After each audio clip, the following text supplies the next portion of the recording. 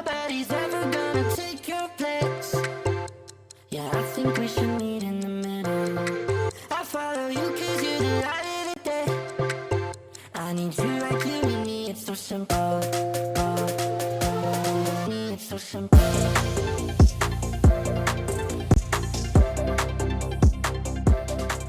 Welcome back to the Gen X Juggler podcast. I'm so glad you're here.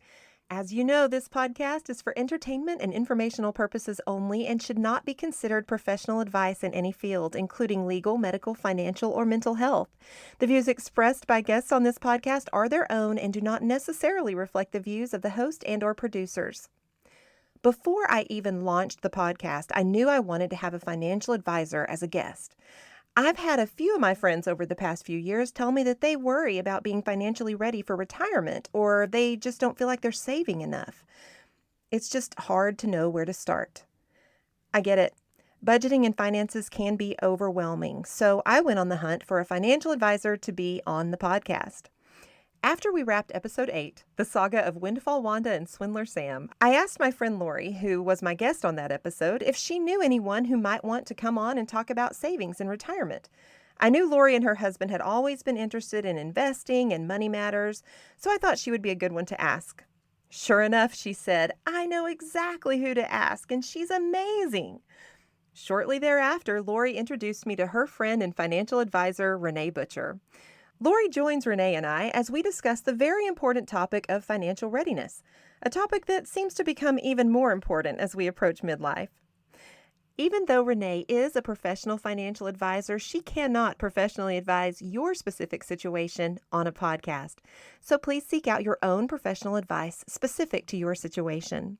If you'd like to get professional advice from Rene, you can find her contact information in the description. She serves clients all over the United States and would be happy to assist you as well. Rene, I so thank you for being on the podcast. Happy to be here. I feel like these days, so many people are living paycheck to paycheck. And we all want to have a cushion. We all want to have a little something to get us through.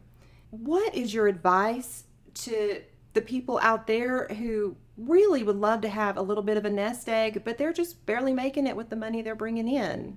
Is there a way to do that? Absolutely. And sometimes it gets overwhelming. You got to have a starting point. There's all kinds of tools and techniques, budgeting, but really it comes down to setting your goals and what do you want retirement to look like. And once you decide that and you say, okay, what are my needs? Basic needs: food, clothing, shelter, and healthcare. Those are non-negotiables. Absolutely have to have those. How much do you need to live? Then you have your wants. I want a retirement car at some point. I want to travel. And then you have your wishes. Oh, I'd love to leave money to grants or something along those lines. But if it doesn't happen, fine. So if you can plan in buckets, it makes it just bite-sized pieces. But it starts with your goals. What would be the first baby step you would take to head toward your goals? Well, then the next thing would be to honestly assess your situation. How much savings do you have? Do you have any at all? And also, how much debt do you have? Because everybody wants to save, but if you have a large amount of debt with high interest rates, you can't overcome that. Can you give us some advice on how to address that as we plan for our future? Absolutely. You can't address savings without addressing debt. And not all debt is bad. But there comes a point where you're paying too much in interest that doesn't make sense to be saving anymore. And a general rule of thumb for me is if the interest rate is above 4.25%, that needs to be addressed before we can really start throwing money into savings. It doesn't mean don't save. That just means that you're saving 1% and throwing 4% to the debt that is above 4.25.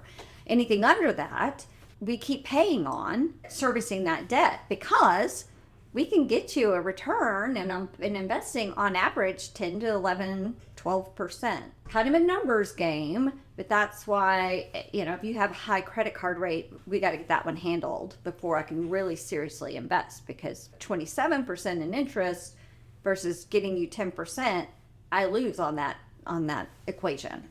So that's kind of rule of thumb, very general. Obviously, this is all generalized, and that's why we meet, so we get very specific and tailored plan for you.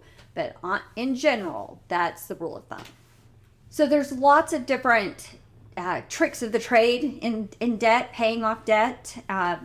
Obviously, start with the highest interest rate, but throwing extra, not just minimum payments. And I'm saying $20 extra. That's 3 days of Starbucks. $20 extra will become significant down the road. There's a whole nother conversation on just debt alone, but that is the 4.25. If it's above that, pick the highest one and start throwing extra to those payments every month. So paying off debt would be part of that plan. When I talk to people about budgeting in our age range, if you have not started, if you have nothing saved, we need to start planning on a 20 to 30% savings rate. Oh, wow. Okay. If you have nothing. Yes. 20 to 30% of every paycheck needs to be saved. That's a big number, especially if you're not used to it. It is. So the way I approach this is my boys, I have 2 boys that are big lifters, and they deadlift a lot of weight. I do not. And that's just not my role. So when I think about deadlifting and I wanted to start the process, I wouldn't walk into the gym and lift 500 pounds of deadlift. There's no way to do it. I will fail miserably and probably injured myself. So you got to start smaller. And that's the way I approach investing with my clients. It is we're going to lift a little bit of weight. And when you first go into a gym and you lift weight, you're going to be sore. And, you feel that bicep like, ooh, yeah, recognize that. But as you lift that same weight, you're not sore anymore. So then what do? We lift a bigger weight and we keep adding to it. Well, that's what we do in investing. We find what I call our SOAR number. You feel it a little bit, it impacts your lifestyle a little bit. Oh, we need to eat peanut butter and jelly tonight so that we can accomplish our savings. Mm-hmm. But then you get used to that. And then it's time to save a little more, lift a little heavier weight. And my suggestion for that is to start with 1%. 1% of savings. And then increase that every 3 months. So by the end of the year, you've got 4% saved. And then in 2 years, you now are saving 8%. But a 1% increase of savings every 3 months is not unreasonable, but should be a little sore. Yeah. Okay? So that's how I approach that. I'm certainly not the expert here, but I feel like it's good to take an inventory of what is actually important to you and what actually is fulfilling at the beginning of the process. I think it's worth your time to just take note of how much of your spending really benefits your life, really benefits your spirit, and makes things truly better, or just fills up your house with stuff or clutters your life more. It's amazing how making a pot of coffee at home and having your favorite creamer on hand benefits you rather than going to Starbucks every day. I call it $5 because you can't get out of there for less than $5. And Lori and I figured up yesterday that if we just decreased by 1 Starbucks a day and went by the bank and put that $5 in, by the end of the month, we'd have $150 we would not have seen. So rather than thinking, oh, I don't want to give anything up, really take a look at what brings you joy. And I have a feeling it really will not have anything to do with anything you could order off of Amazon. There's a quote that I have on my office wall that I read every single day, and it says, "Why settle for relief when what you want is freedom?" And going to Starbucks is that relief moment. Going shopping and buying those shoes that you already have the same color of, yes. or and as you're going and shopping, those are relief moments for our stress. But it actually doesn't give us freedom. That's so right. What we're wanting is the freedom in retirement, the freedom to spend money because we know we've saved. And so giving up those relief moments in exchange for long-term freedom. I know so many of us never really gave much thought to growing old. We are forever young. We are the feral kids of the 80s forever. But now we're looking at 50. We're looking at 60. If you don't have retirement at all, but you would like to not be working in your 90s, what would we need to do? Well, there are a lot of options. And again, we start with your goals because each of these options plays into your personalized goals. So this is going to be a very general overview. So 401ks at the company level is a great way to start. Typically, there is a match. The company will pay some kind of match. Whatever you contribute will match you up to 3%. That's free money. Don't give up free money. At least contribute 3%. So that's an easy way to start. And when we were talking about increasing 1% savings, that's how you can easily save more, is increasing your 401k by 1% every quarter. So I would definitely start there. The contribution amount maximum for 2025 is $23,500. So that's a big chunk of money that you could be saving that is tax deferred. So it comes off your tax returns that you have contributed to it. It helps with all kinds of things. That's great. So 401k, number one. Okay. If you're not offered a 401k through your employer, what's the next best option? So the next two best options, and this depends on tax bracket, traditional IRAs. They are pre-taxed. Money put in is not taxed. You'll pay taxes on the backside when you pull it out in retirement. That maximum contribution for the year is $7,000 per individual. The other individual retirement account is a Roth IRA. Now that is post-tax. So you've already paid taxes on it. You put it in that Roth IRA and it grows tax-free. At the end of the day, in retirement, the IRS can't tell you how much to take out or when to take it out. Ooh, that's good. Yes. So now, if you're needing a tax write-off, then the traditional IRA is the better way to go. So there's lots, again, we're back into, it depends on your goals. It's a very layered nuance on which one is better. So you mentioned, depending on your tax bracket, is that if you have a higher tax bracket, you'll want that write-off when you take that money out? Is that what that was referring to? Exactly, yes. So if you're in a higher tax bracket, and I would say 24% or above, you don't want to pay that high tax, right? And the assumption is that when you retire, you'll be in a lower tax bracket. That would mean a Roth is not a good option for you. The traditional IRA would be a better fit. That's where it's wonderful to have financial advisors like you to remind us of those things, because I think, oh, I will have to pay taxes later. But if when I pay the taxes now, they're going to be way higher than later, that's something to consider. We have three options for retirement. Okay. You can save more now, you can spend less in retirement, or you can work a little longer. That's it. You got three options. It's about picking your heart. What do you want the heart to look like? Saving more now is hard. Spending less, cutting back on a lifestyle in retirement requires adjustment. Working longer is hard. So you've got to start with which one of those is ideal for you. And once you make that decision, then you can start in on, we're saving more now, this is what we're doing. When a client comes to you, is there a way that you help them narrow down their goals? Is there specific questions you ask? Absolutely. Well, when we talk about our needs, the non-negotiables, the easy number to look at is you need about 70% of your current income. So whatever you're making now, 70% to maintain your lifestyle and retirement is what you want to plan for. So that's the base number that we start with, and then we either inflate it or decrease it depending on what we can accomplish and our savings rate.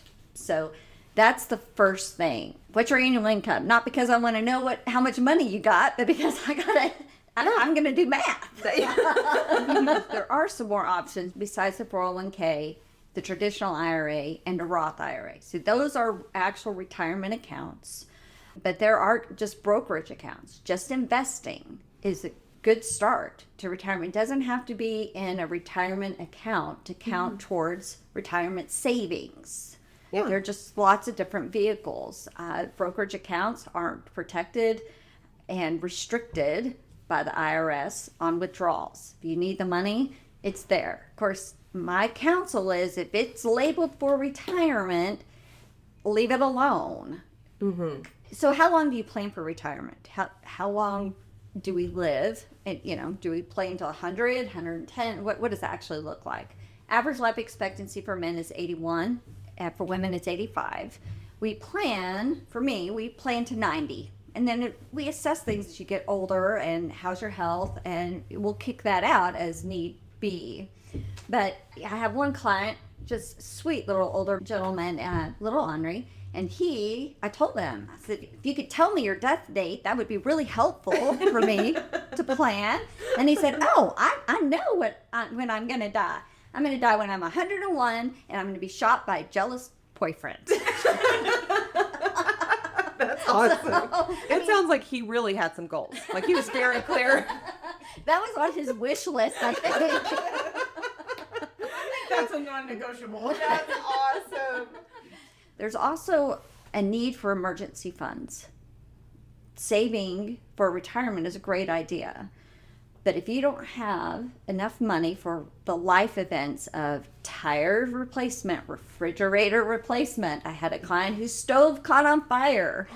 The life events happen. And if you don't have savings sufficient to cover that, then your only option would be to pull money out of retirement account, which comes with penalties and long-term effects and consequences for retirement. So while you're building up a retirement savings amount, you need to be building up that emergency fund as well to protect the retirement. We want 3 to 6 months of cash. And that means that if you lost your job or became disabled, that for 3 to 6 months, you would be able to continue your lifestyle without changing anything. Every bill would be paid. There would be no stress while you get back on your feet or found another job. Now, why 3 to 6 months?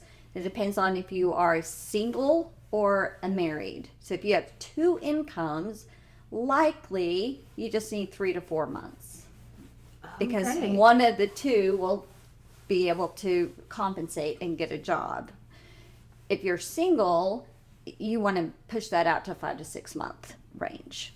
So whatever that budget is on every single bill, our lifestyle remains the same. That's the number you shoot for. I'm going to say something that's going to feel like veering off, but it's not. Renee's son, she is so proud of him, and rightfully so. He is on his way to becoming a Navy SEAL. He's been doing the hard work, and he's about to start the very intense work toward becoming a Navy SEAL. Jocko Willink is one of my favorite people. Just making that connection there. Jocko Willink was a Navy SEAL, and if you want to read some encouraging and challenging books and see an encouraging and challenging podcast, check him out, because one of the things he says is discipline equals freedom. And that is one of my favorite things. I had my daughter read his children's books, and we can just say that discipline equals freedom, and she knows what I'm talking about. And it sounds like, even though it seems so daunting, like, man, at the end of the month, I have $5 left and you're wanting me to put this much back and have 3 months, 4 months, 6 months worth of income, that discipline does equal freedom when you need it most.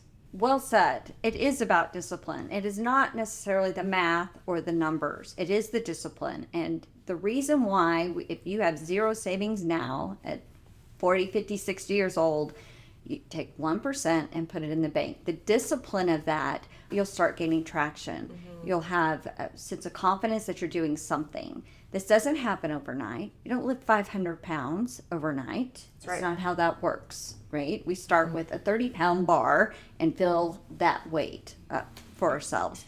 So if you think of trying to get to an emergency fund built up over a course of 5 years instead of 1 year, that lessens that burden. But 5 years of a routine requires discipline and commitment.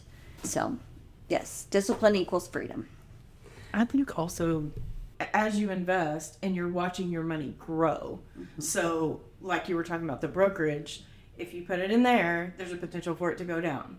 You put it in 401k, there's also a potential for it to go down.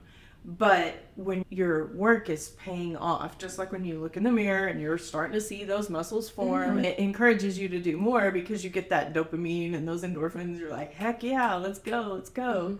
So you get a bonus, you get, some kind of money Tax return. that shows up. Yeah, so you saved your taxes on your IRA. So what you saved, drop that in your savings too. Then it's going to grow quicker. The bigger your balance, the bigger your returns are. Yeah. Yes. Well, and you tied in that exercise element again. And just as you said, there's some ups and downs. And as you start, anybody who's worked out or dieted, you start seeing a little bit of the result, but then you plateau. And you don't know if it's working anymore, and you're getting exhausted. You almost backtrack your, or injury or some, life event happens. You get sick. Yep. It's a matter of continuing to show up. It is an exercise and a workout in finances, the same way it is with our physical bodies. What I feel like I'm hearing you say, correct me if I'm wrong, it seems like there is no specific type of person or no specific income that makes you qualified to save money or disqualified to save money. It's goals, it's your attitude, it's our willingness to take a look at how we're doing things and make those changes. And you can do that regardless of your income. Exactly right. Well said.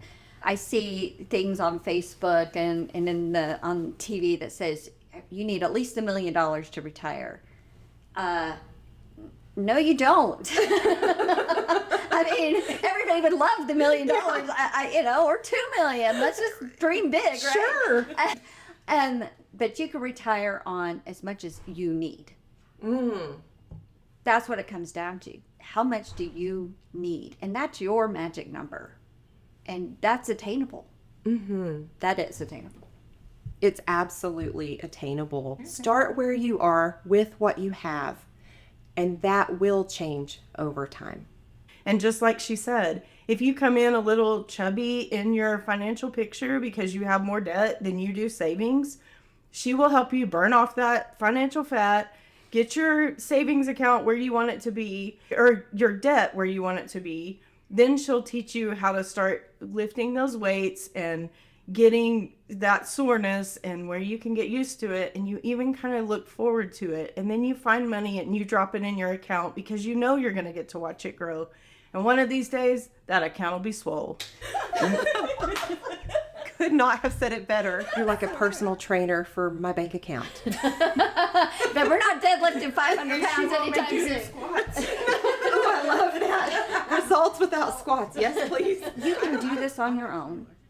This is not some magic formula.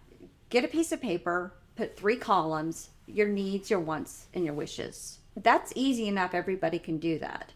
But when you get to the investing side of things, it's overwhelming how many stocks or mutual funds or ETFs and those investments. You need someone who can funnel it down to the investments that will meet your goals. So one stock may be a really good stock. It just may not fit with your overall needs and your goals. And so narrowing those down is when you may want to incorporate a professional. But saving 1%, you don't need a professional advisor to start that process. But when you start thinking about retirement accounts and investing, come with your piece of paper of here are my goals and be a part of a partnership, a team that will help you get there. I'm so glad that you're here to partner with so many and get us where we need to go, and that it's not too late to start thinking about this. We can do this, we can do it well, and we still have time. Exactly. The best day to start is today. That's right. Rene is available to advise you if you want to work with her, and she is very, very good at what she does. Rene, would you give us your information where you would like people to contact you if they want to talk to you further? Absolutely. I love talking with clients and with people who are just interested and happy to meet. There is no charge to come in and have a consultation with me that I can help set you on your course. And I am a financial advisor and wealth manager for Edward Jones. You could call me at 806-553-2092, or you can email me at rene.butcher@edwardjones.com. I will definitely link Renee's information in the description so you can have it. Renee, I appreciate you coming on today. Thank you so much. You've really given us that starting point to take off in the direction of our goals, and I sure appreciate it. It's been a joy. I could talk about this. I'm so passionate about people starting that discipline in their lives and putting it into play, because I know they'll see results. And it's not me doing it, it's up to them. And that's so exciting when I see people taking charge of their lives and taking action based on where they're at. That does it for this episode of the Gen X Juggler podcast. I hope you got exactly what you needed out of this podcast. I know I did. I appreciate Renee offering her incredible advice. I appreciate Lori for introducing me to Renee and for coming on the podcast with us and offering her insight as we went along, and her humor made it that much better. If you do feel like you want to reach out to Renee, don't hesitate. As I said earlier, she has clients all over the United States, and she'd be happy to help you too. I look forward to our next time together. Until then, friend, let's keep on juggling. Gonna take your place. Yeah, I think we should meet in the middle. I follow you 'cause you're the light of the day. I need you right